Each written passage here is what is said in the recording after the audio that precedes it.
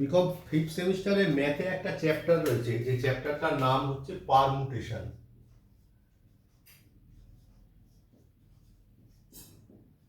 Permutation এই চ্যাপ্টারটাকে একটুখানি এখানে ডিসকাস করা যাক।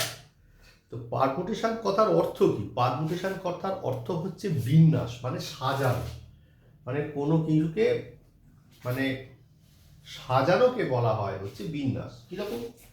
ধর তিনটে সংখ্যা আছে, এ বি আর সি। এই তিনটে সংখ্যাকে আমি কত রকম ভাবে সাজাতে পারি। এ বি লিখতে পারি, এসি লিখতে পারি, বিসি লিখতে পারি, সি এ লিখতে পারি। ভুল করলাম, আর একবার করি। এ বি লিখতে পারি, বি এ লিখতে পারি, বিসি লিখতে পারি, সিবি লিখতে পারি, এসি লিখতে পারি, সি এ লিখতে পারি। তাহলে এই 6 রকম ভাবে সাজাতে পারি। এই সাজানোটার নামই হচ্ছে পারমুটেশন। ধর আমার মোদ্দা করলাম, মানে মোদ্দা কথা হচ্ছে যে আমরা যখন পারমুটেশন করব, আমরা মনে করছি যে কোনো একটা জায়গায় n সংখ্যক সংখ্যা আছে। সেই n সংখ্যক সংখ্যা থেকে আমরা কি করতে চাইছি? n সংখ্যক সংখ্যা থেকে r সংখ্যক সংখ্যাকে সাজাতে চাইছি, যেখানে লিখব যে হোয়ার n হচ্ছে r এর চাইতে, মানে r, ভুল করলাম আবার, যেখানে r হচ্ছে n এর চাইতে ছোট অথবা সমান। তার মানেটা কি? তার মানে আমার এখানে এবিসি মোট কতগুলো সংখ্যা রয়েছে? 3টে সংখ্যা রয়েছে। তাহলে 3টে সংখ্যা থেকে আমরা ম্যাক্সিমাম 3টে সংখ্যাই তো সাজাতে পারবো, 3টের বেশি তো আর সাজাতে পারবো না।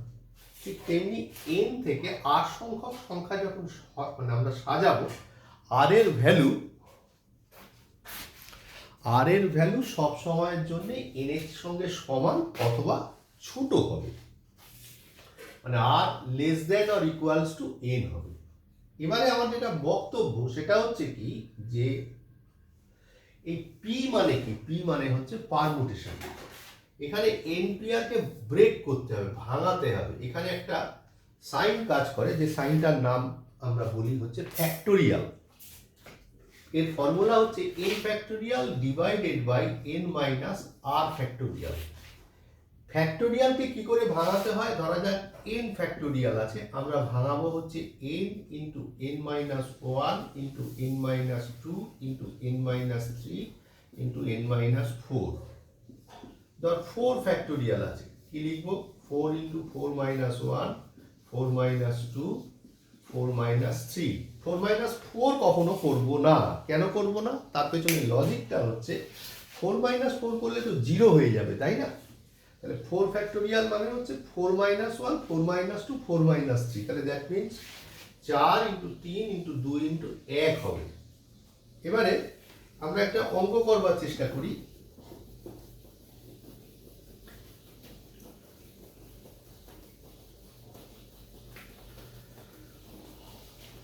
অঙ্কটা এরকম হতে পারে যে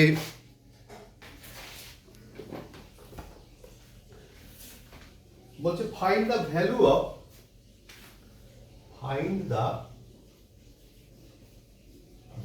অফ np3, ভুল করলাম, 12p3। Find the value of 12p3। তাহলে এখানে n কত? 12। সেখান থেকে r কত আছে? 3।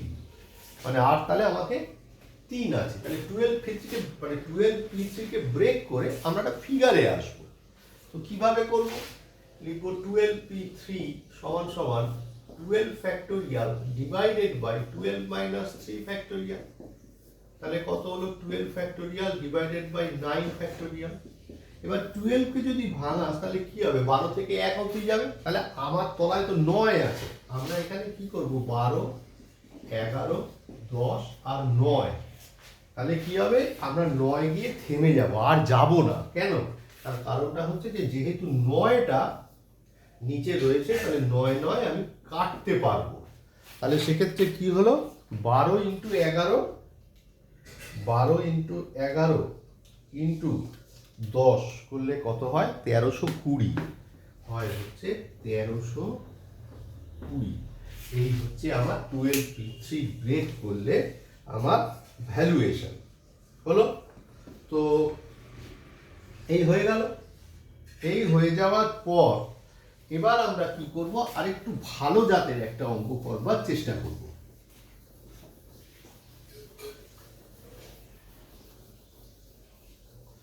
একটু দেখে নেওয়া যাক ভিডিওটা চলছে কিনা, এখনো অবধি ঠিকঠাক। একটা অঙ্ক দিচ্ছে যে ফাইন্ড এন এর ভ্যালু বার করতে বলছে। ফাইন্ড এন ইফ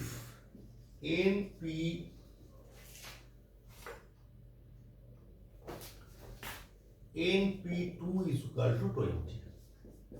আমাকে np2 সমান সমান 20 বার, মানে n এর ভ্যালু বার করতে বলছে। দেখ কিরকম ভাবে করবো, দেখ n factorial divided by n minus 2 factorial, কেন এখানে 2 হচ্ছে r is equal to 20 হলো।